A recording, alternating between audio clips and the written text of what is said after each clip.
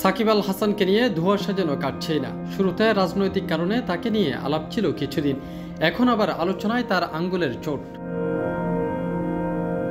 চেন্নাই টেস্টের পর ধারাভাষ্য কক্ষে মুরালি কার্তিক জানান, অস্ত্রোপচার হয়েছে সাকিবের আঙ্গুলে, এজন্য বোলিংয়েও নাকি তার অসুবিধা হচ্ছে।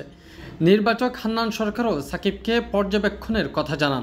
এরপর থেকে তার খেলা নিয়ে নতুন সংশয় তৈরি হয়।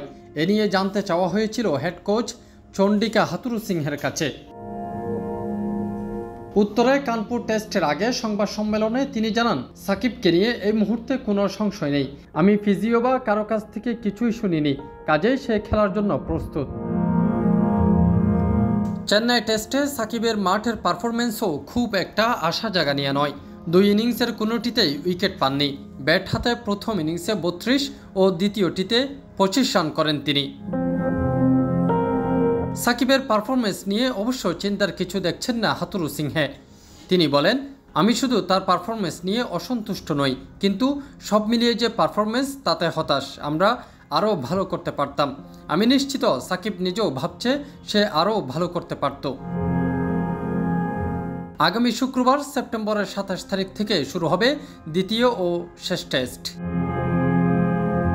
তাফহিম আলমগীর, C+ TV বাংলা, চট্টগ্রাম।